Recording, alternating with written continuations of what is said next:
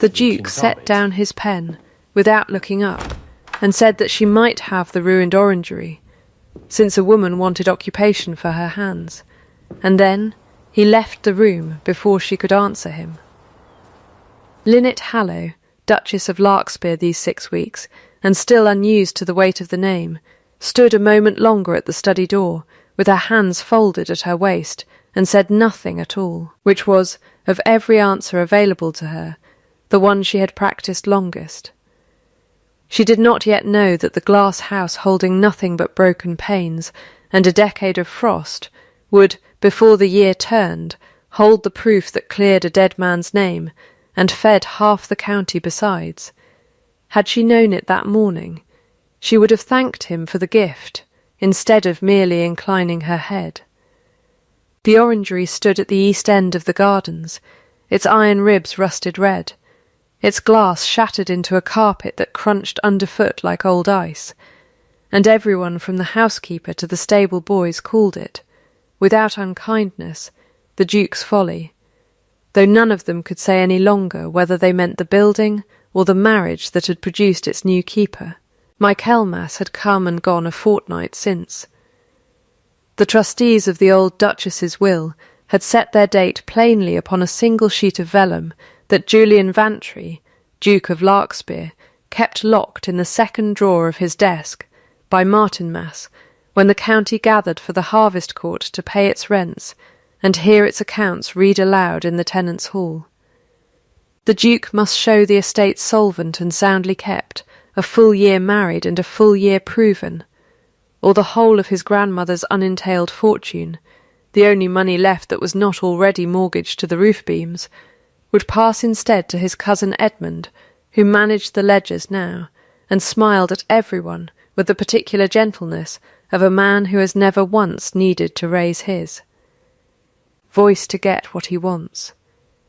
Lynette walked the length of the orangery that same afternoon with her father's pruning knife at her belt, its bone handle worn smooth where his thumb had rested for 30 years, before her own thumb inherited the habit, and she read the ruin the way her father had taught her to read any garden, not by what stood, but by what had once stood, and left its mark in dying. Here, along the south wall, the ghost shapes of citrus trees showed in the brickwork, pale rectangles where trained branches had once been nailed, and had, in leaving, taken the soot of 40 winters with them. Here the flue that should have warmed the beds in frost lay, collapsed and cold. She crouched and took a pinch of the black earth between finger and thumb, rubbed it, smelled it, the old test her father had shown her before she could properly write her letters. Soil never lies, he used to say. It only waits to be asked the right question. She had been 26 years learning to ask questions of soil and account books both, the two languages he had taught her side by side at the same kitchen table. Before the year everything had gone to ruin, and he had died of a shame that was never, she was certain down to the marrow, rightly his to carry.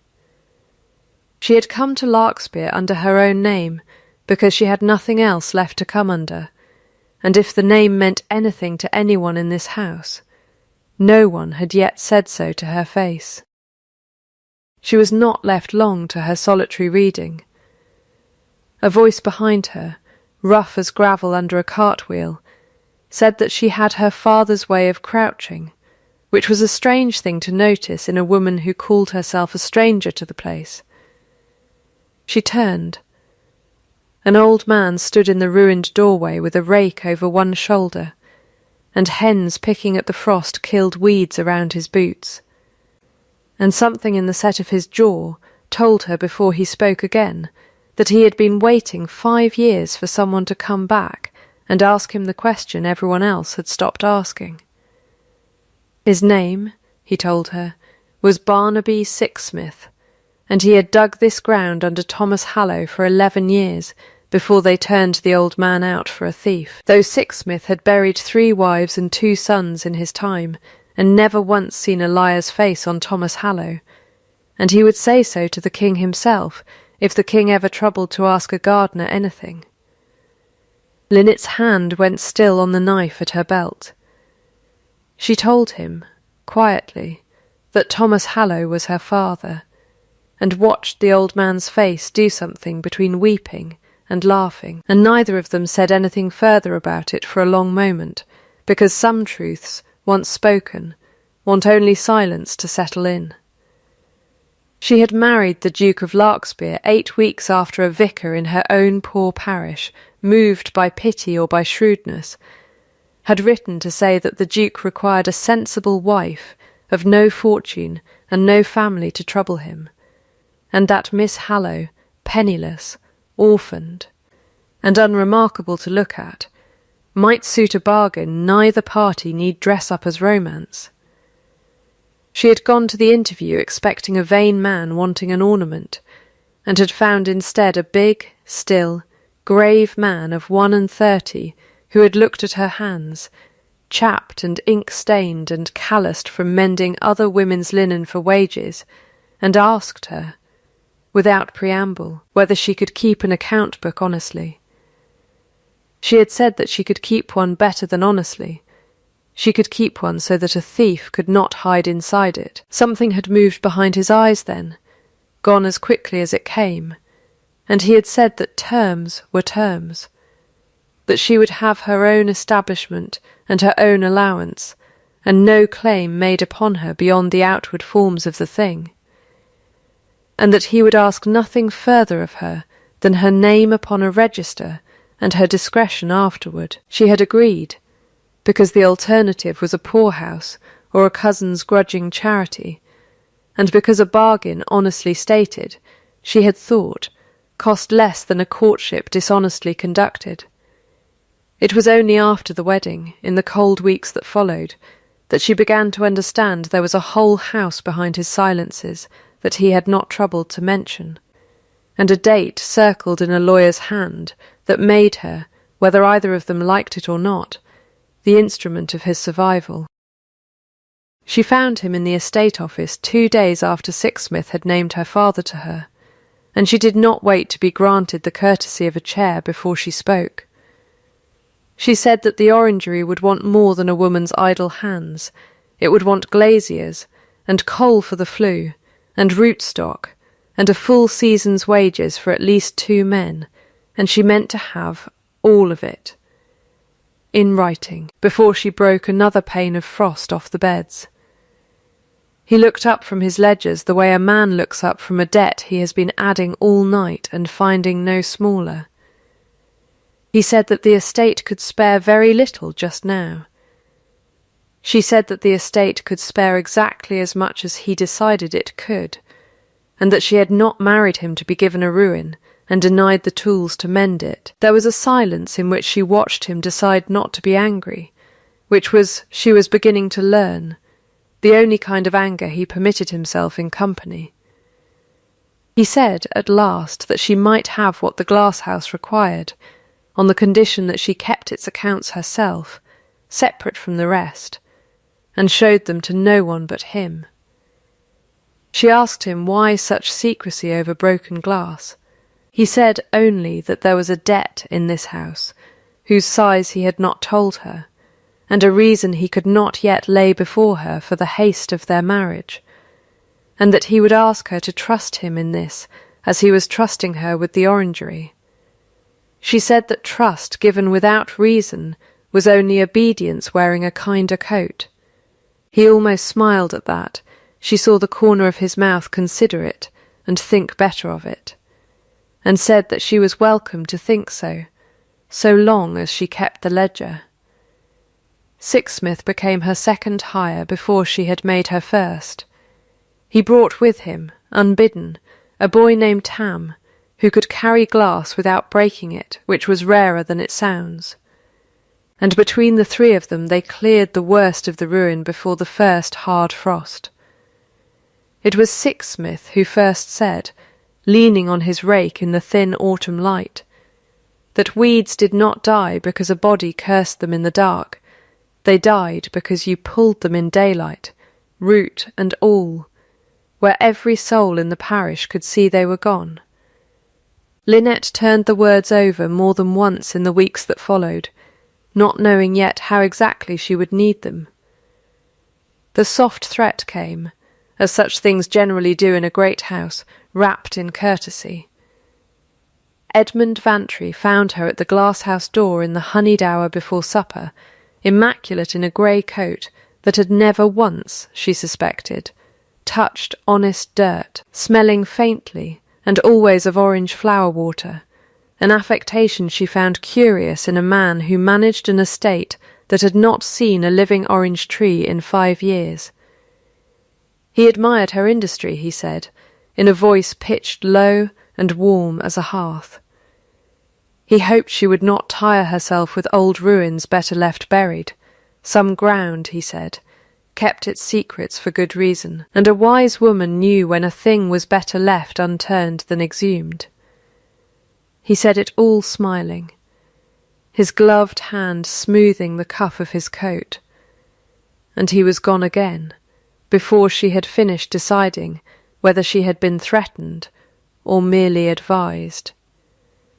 She stood a long while after he left, the scent of orange blossom fading slowly out of the cold air, and thought that a man who feared nothing did not trouble himself to warn a woman off an empty room. The county, meanwhile, had opinions, as counties will. At the village shop the wagers ran 2 to 1 against the Duchess's glasshouse surviving to Christmastide, and old women who had never met her called her the poor bride, who had married a ruin to mend a ruin, not unkindly, but as one repeats a joke grown comfortable with age. Callers came to Larkspur that autumn in greater number than the house had seen in years, ostensibly to pay respects to the new Duchess, actually to look at her hands and her gowns and decide for themselves whether the rumour of her low birth explained the strangeness of the marriage.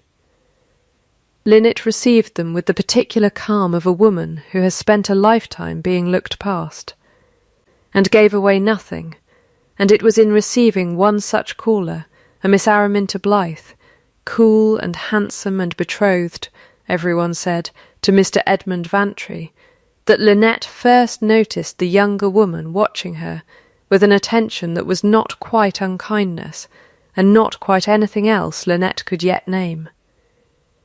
The first clue came in October, filed away almost without her noticing it, clearing the old potting shed attached to the glasshouse's north wall. Sixsmith's boy Tam pulled free a rotted invoice book, its pages fused with damp, from beneath a collapsed shelf. Most of it was ruined past reading.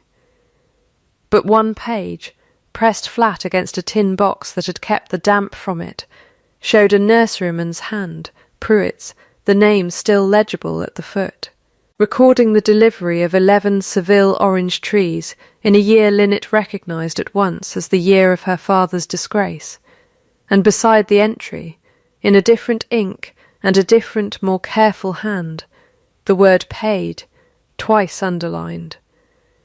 She did not yet know what it meant. She only knew, folding it small and tucking it beneath the lining of her workbox, that it was the first true thing the ruin had given up to her, and that a garden, like a ledger, told no lies, it only waited to be asked.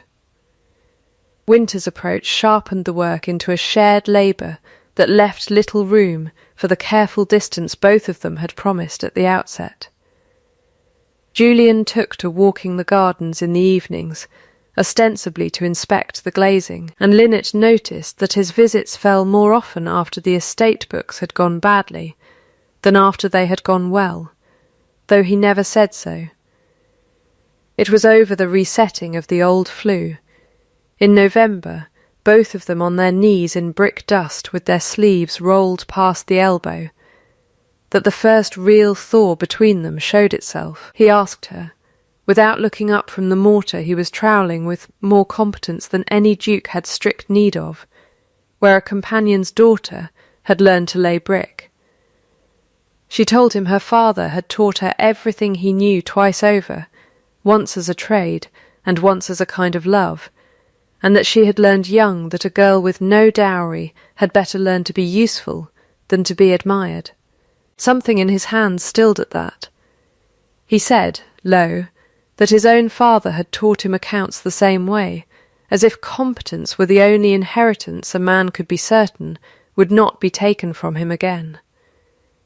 It was the first time either of them had spoken of a dead parent without armour on the words, and neither pressed further. But Lynette marked it, the way she marked frost dates and rainfall, as a thing worth remembering. She told him, that same evening, one card of her secret and kept the rest close. She said that she had reason to believe her father's dismissal had not been honestly earned, and that she meant, in restoring this ruin, to learn why. She did not yet say the name Pruitt, nor the word paid twice underlined in a stranger's ink. Julian was quiet a long moment, turning his trowel over in his hand. He said only that he understood, better than she knew, what it was to inherit a story about a man's disgrace and never quite trust its seams, and that when he could tell her the whole of what troubled the estate's accounts he would, but that the telling was not entirely his to give yet. She wanted to press him. She did not. A bargain, honestly stated, she reminded herself, cost less than a courtship dishonestly conducted, and she let the unfinished sentence stand between them like a debt both of them intended to pay. It was in December, with frost thick on every pane they had not yet reglazed, that she heard him laugh for the first time. A short, startled sound at something Tam said about a hen that had taken up residence in an empty citrus pot, as though she meant to hatch an orange, and Lynette found she had stopped what she was doing entirely to listen to it, the way one stops to listen to a bird one has not heard sing before. He seemed almost as surprised by the sound as she was. He did not laugh again for some days after, as if he had spent it carefully and wished to be sure it would not run out before it was wanted. The blow, when it came, arrived dressed as concern. Edmund brought the ledgers to Julian's study one grey morning in December, with Sir Josiah Prynne, the trustee, seated grave and silent in the corner chair, and laid before them a column of figures that made Lynette's own careful hand look, on the page like extravagance run wild, coal, glass, wages, root stock, all of it correctly entered by her own pen, and yet totalled, by some art of arrangement Edmund had performed upon the sums around it, to a figure that dwarfed what the rest of the estate could show in income for the quarter. Edmund's voice was gentle throughout, regretful even, a man laying bad news before a friend rather than a weapon before a target. He wondered aloud, mildly, whether a woman raised so near poverty might not have found herself dazzled by sudden means and spent beyond her judgment. He wondered, more mildly still, whether the Duchess's zeal for the old ruins sprang from simple industry, or from some notion, however innocently held, that her father's dismissal had hidden money about the place worth the digging for. He said he meant no accusation. He said it twice. Sir Josiah's face, listening, gave nothing away, which frightened Lynette a great deal more than open hostility would have done. She did not weep, and did not raise her voice, and said only that her ledger would answer for every shilling entered in it, penny matched to receipt, whenever anyone cared to ask it honestly instead of arranging it cleverly. But she felt the ground shift under her all the same, felt the whole county's wagering laughter curdle, somewhere behind her, into something with teeth, and understood for the first time the particular cruelty of a lie built entirely from true numbers wrongly stacked. The fallout came swiftly and unkindly, as such things do once the first stone has been thrown. Callers who had come all autumn to admire her industry now came, or more often did not come, to whisper instead about the thief's daughter married for pity and grown greedy with her second chance. Julian, cornered daily by Sir Josiah's careful, patient questions, grew greyer and quieter, and Lynette, watching him fail to defend her with the ease she had hoped for, felt the first true coldness of the marriage settle into her chest, not because he doubted her, she did not think even then that he doubted her, but because he seemed unable to say plainly that he did not. It was Edmund who came to her alone, 3 days before Christmas, in the glass house itself, uninvited, smelling of orange flowers in a room that had none. He was sorry, he said, for the talk the county was making of her. He had a solution, if she would hear it.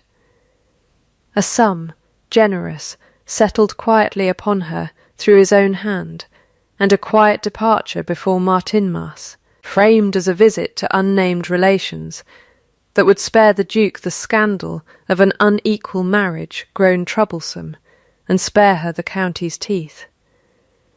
He said it kindly.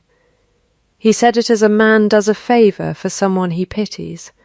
Lynette set down the trowel she had been holding, and wiped her hands slowly on her apron, and told him that she had buried a father who died, believing himself dishonoured, rather than take money that was not owed to him, and that she had no intention of proving herself less than he had been. She told Edmund, evenly, that she would not go. She watched something small and cold move behind his immaculate composure, gone as fast as it came, and understood, without yet having proof enough to say why, that she had just refused the one thing that could have made this all quietly disappear, and that the refusal would cost her more before it cost him anything at all. It cost her within the week. Julian, worn thin by Sir Josiah's questions, and by a letter from Edmund suggesting, with great regret, that the Duchess's presence in the orangery accounts be suspended pending the trustees' full review, told her, gently, but told her, that she must set the ledger aside until Martinmas, and let Edmund's clerks examine the books unhindered. She heard, beneath the gentleness, a man choosing the safety of doubt over the risk of certainty, and it struck her harder than open accusation would have done. She did not shout. She said only that a man who would not stand beside her needed to decide, before Martinmas came, whether he had married a wife or hired a caretaker. And she left him standing in his own study with that question unanswered between them, which felt, walking away from it, very much like walking away from the marriage itself. She was in the frozen garden 2 mornings later, locked out of her own ledger and her own glass-house, by an order she had not been consulted on, when Sixsmith came at a run she had not thought his old legs still had in them, Tam close behind with a lantern though it was full daylight, and told her that in pulling up the last of the collapsed flue tiles to lay proper new brick, they had found, wedged into the cold store beneath the old stove, a canvas-wrapped book, oiled against the damp, with her father's hand on every page. She held it a long moment before she opened it, the bone handled knife-cold at her belt, and asked herself, before she asked the book, whether what she was about to read would clear her father's name, or bury it deeper than any lie ever could. She did not sleep that night, nor did Sixsmith, nor, once she had sent word to him by Tam with the single line found something, did Julian, who came to the glass-house before dawn, with his coat thrown over his nightclothes, and no pretence left in his face at all. The day-book, in her father's careful hand, ran 7 years, and every page told the same quiet story in different figures. Crates of citrus and vine stock ordered from Pruitt's nursery, paid for from the estate's coffers at prices her father had recorded faithfully as they were billed, and beside nearly every entry, in her father's smaller marginal hand, a note of what had actually arrived at the gate, sometimes half the trees invoiced, sometimes none at all, always the difference pocketed by whoever had arranged the order, which her father, in the last entries before his dismissal, had begun at last to name. Not Thomas Hallow. Edmund Vantry, written plainly, 3 times, in the final months, alongside a note that the gardener meant to lay the discrepancy before the old Duke himself before quarter day. He never had the chance. Within a fortnight of that final entry, Thomas Hallow had been accused instead, dismissed in disgrace before he could speak, his own honest accounting turned against him by a faster hand and a gentler voice than his own. Julian read the last page twice, his jaw working, his hand flat and still against the potting bench the way she had learned. By now, meant a man holding himself against a blow he would not let his face report. He said, at last, very low, that his own father had died believing a gardener's theft had ruined this house, and that he had spent 5 years learning to trust no one because of a lie he now held proof of in his own 2 hands. He said he was sorry, plainly, without excuse offered for the sorry's lateness. Linnet, watching him, found she believed him entirely, and found also that belief alone would not be enough. A daybook in a locked drawer proved nothing to a county that had already decided what it thought of her. What it wanted, Sixsmith said, leaning in the doorway with his rake forgotten against the frame, was daylight and witnesses, and the weeds pulled where every soul in the parish could watch them go. They had 11 days until Martinmas, and they spent them building a case the way Linnet built a bed of winter greens, methodically in the right order, nothing planted before its season. Pruitt's name recurred through every page of the daybook, and it was Sixsmith, who had known the nurseryman 30 years, who rode out to find him, and returned with the man himself 2 days later, grey-faced and reluctant, half persuaded and half terrified, a bundle of his own old order books under his arm that he had, he confessed, kept all this while against the day someone finally asked him the honest question instead of the convenient one. Araminta Blythe came to Linnet unbidden on the 9th day, cool as ever in her manner but not, Linnet saw now, cold in her heart, and said she had overheard enough through a half-open door in her own father's house. Edmund's voice, low and urgent, instructing someone that the old daybook must be found before the Duchess found it first, to know which side of this she meant to stand on when it mattered, whatever it cost her betrothal. Sir Josiah Prynne, approached carefully by Julian with the daybook laid plainly before him, said only that he had wondered, for longer than anyone knew, why the estate's fortunes had never matched its harvests, and that he would hear the whole of it properly, in the light, before the assembled tenantry, as the old Duchess's will required. Edmund's composure cracked only once in those 11 days, and Lynette was there to see it.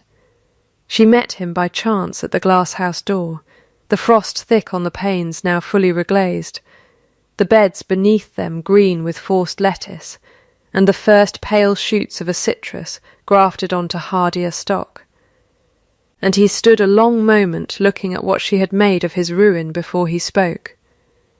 He said, softly, that some things were better left buried. She told him, just as softly, that she had learned that from him already, and that she did not intend to take the lesson twice. For the first time since she had known him, his hand, smoothing his cuff, was not quite steady, and the scent of orange flowers that clung to him seemed, in that cold doorway, less an affectation than a man perfuming himself against a smell of failure he could feel rising. The harvest court convened on Martinmas morning in the long tenants' hall, trestle tables scrubbed pale.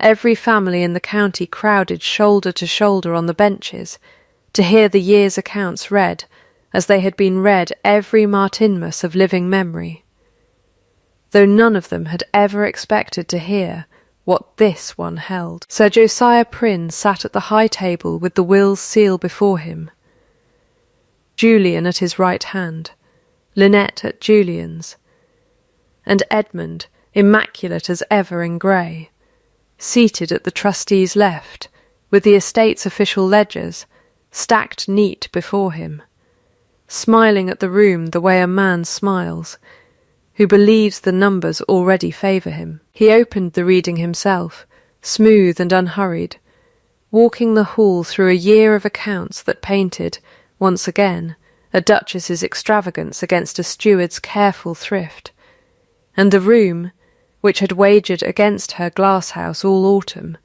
began to nod along in the particular satisfied way of people watching a suspicion confirmed.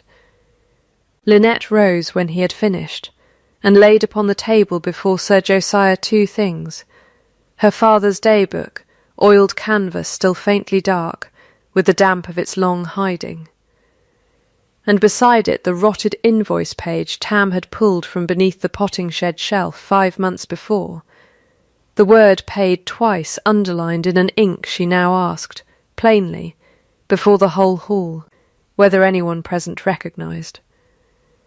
Sir Josiah held the invoice to the window light, turning it, and asked Mr. Pruitt, seated pale among the tenants, to come forward and say whose hand had written that underlined word. Pruitt did not answer at once. Sir Josiah asked him a second, more precise question, quiet enough that the whole hall leaned in to hear it. "How many crates of citrus did you carry through that gate yourself, Mr. Pruitt, in the year the day-book names, not how many you were paid for, but how many your own hands set down on this estate's ground?" Pruitt's composure went first in his hands, then in his voice. "4," he said. "4 crates of 11 billed, and the difference paid to him in silence money by Mr. Vantry every quarter since, to keep his order books quiet and his mouth quieter. And he had kept both, God forgive him, because a man with 6 children learns to fear a great house's displeasure more than his own conscience, until a duchess had asked him a question honestly enough that he found he no longer could. The hall had gone very still. Sixsmith from the back benches said nothing at all, which somehow carried further than shouting would have. Araminta Blythe stood next, unbidden, and told the room plainly what she had overheard through her father's half-open door, and what it had cost her to say it aloud before the man she had been promised to. Her voice did not shake, though her hands, Lynette noticed, were laced tight enough to whiten the knuckles. And then Sir Josiah drew out, from among Pruitt's own surrendered papers, 3 letters in Edmund's unmistakable hand, instructing the nurseryman, in words too plain for any gentler reading to survive: "Falsify the delivery, hold your tongue. The difference is mine to keep and yours to earn by silence," and read them aloud in the flat. Unhurried voice of a man reading a debt column, while the hall listened in a silence broken only by a bird somewhere in the rafters going on, indifferent, with its ordinary business. Edmund did not shout, and did not run, and did not, even then, entirely lose the smoothness that had carried him this far. He only sat very still, his gloved hand pressed flat against the table's edge the way, Lynette realised, with a small unwilling ache, a man presses his hand against a blow he cannot let his face report. When at last he spoke, it was not denial.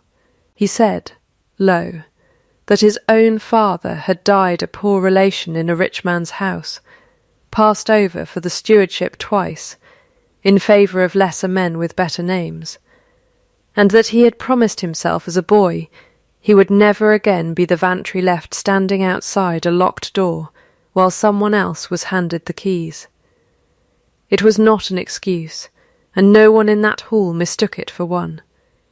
But it was, Linnet thought, watching the old grief move plainly across his ruined composure. For the first time she had ever seen his face without its varnish. Entirely true, and true grief, however badly it had been spent, could not be answered with more cruelty than it had already caused. Sir Josiah, after a long silence, pronounced the estate's sentence, not the law's, dismissal from every office and every expectation the will had ever named him to, a modest allowance sufficient to keep him from want, and insufficient to keep him from remembering exactly what he had thrown away, and exile from the county entire, reasoned aloud not as mercy to the guilty, but as protection of the innocent. The tenants who need not watch a disgraced man paraded through their own harvest court twice, and Araminta, who deserved to build whatever came next without his shadow standing in the doorway of it. The hall exhaled altogether, the way a held breath finally lets go, and someone at the back, Sixsmith, unmistakably said, to no one in particular, that weeds died in daylight, root and all. Same as he'd always said, and a ripple of something that was almost laughter moved through the benches, the first the hall had permitted itself all morning.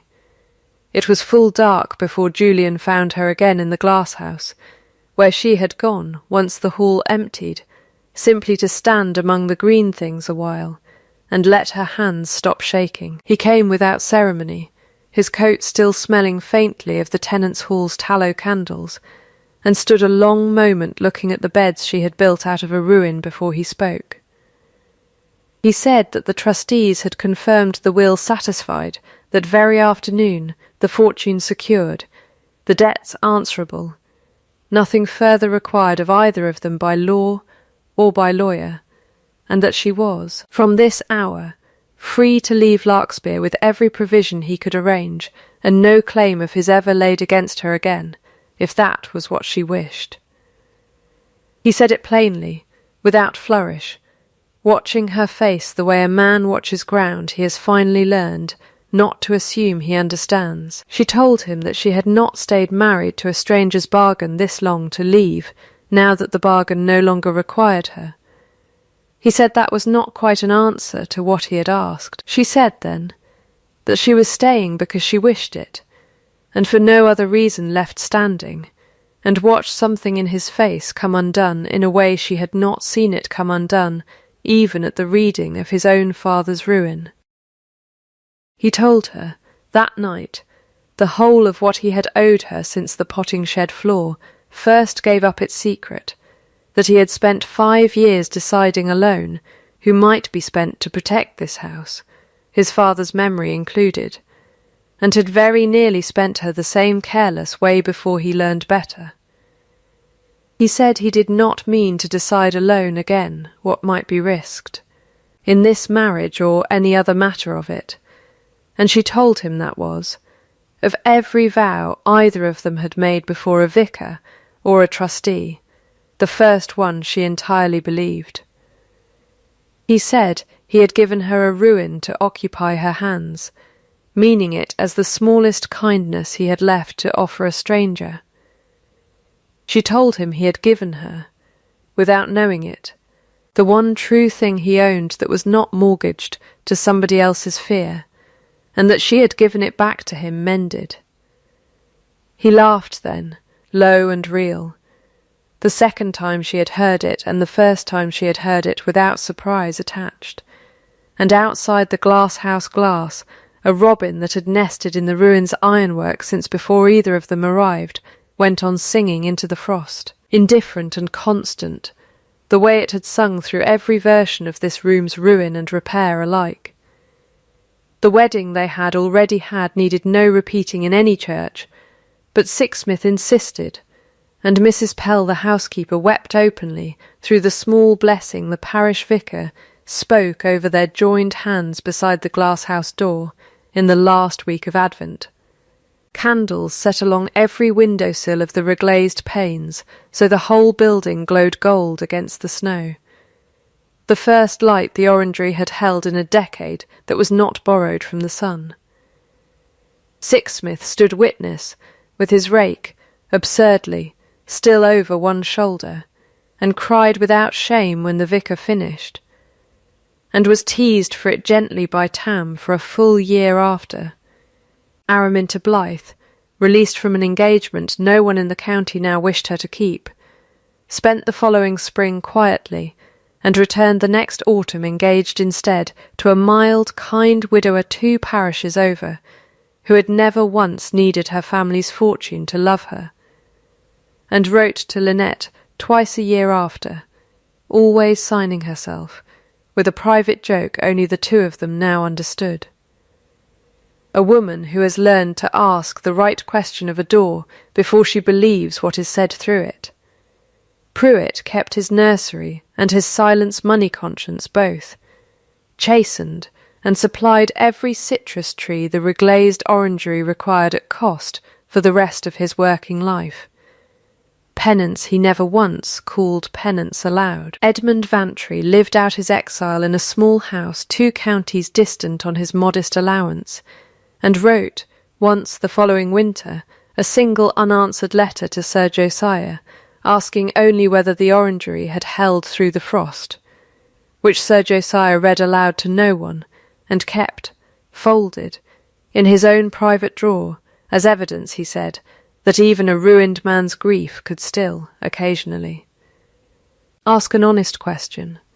By the time true winter closed its hand over the county that year, the harvest in the open fields had come in thin and blighted, storm battered in August, and frost-struck in September, and half the tenant families who had wagered against the Duchess's glasshouse in October found themselves, in December, walking up the frozen drive to receive from her own hands baskets of forced greens and stored roots, and, by the hardest weeks of January, the first small sweet oranges Larkspur had grown in a generation, grafted from Pruitt's honest stock onto her father's old hardy rootings, the fruit no larger than a child's fist and tasting, Sixsmith swore, of nothing so much as vindication. What had begun as a ruin given to occupy a woman's idle hands became, before the snow was done falling, the one larder in the county that did not empty, and the wager book at the village shop, Lynette heard, was quietly burned rather than settled. No one willing to collect on a bet the whole parish had by then decided it was glad to have lost. Almost a year to the day after that first cold morning in the study, Julian found her again exactly where he had first sent her, kneeling in the glass-house with dark earth on her hands and her father's knife at her belt, and this time he did not set down a pen and speak without looking up. He knelt beside her in the dirt in his good coat, careless of it entirely, and set into her open palm a small brass dibber, new forged but old-fashioned in its make, her father's initials worked into the handle exactly as they had worn into the original, and said only that a woman ought not to occupy her hands with borrowed tools forever.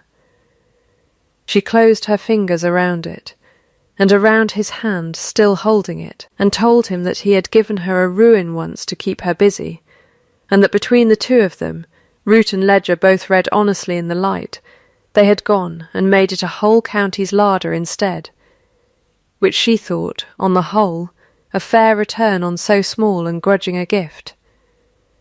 Outside the glass the same robin, or its near kin, went on with its ordinary singing. Indifferent to duchesses and disgraced cousins and buried daybooks alike, keeping the only ledger it had ever needed, which was simply that the light kept coming back, season on season, to a room that had once been given up for lost. And if this quiet, stubborn kind of story warmed you tonight, the kind where the truth was never really lost, only waiting under the floor for someone patient enough to ask it the right question, then pull your chair a little nearer the fire before you go. There is always a place kept here for you, a kettle that does not mind staying warm a while longer, and I would love nothing more than to hear, in the comments, which line stayed with you longest. The knock of that first careless gift, or the day the ledger finally spoke. Stay if you will, and light a lamp for the next one. It costs nothing to keep a seat by this hearth, only the wish to come back to it. Sleep well tonight, and be gentle, as Linnet was, with the quiet ones the world has stopped bothering to ask any questions of at all.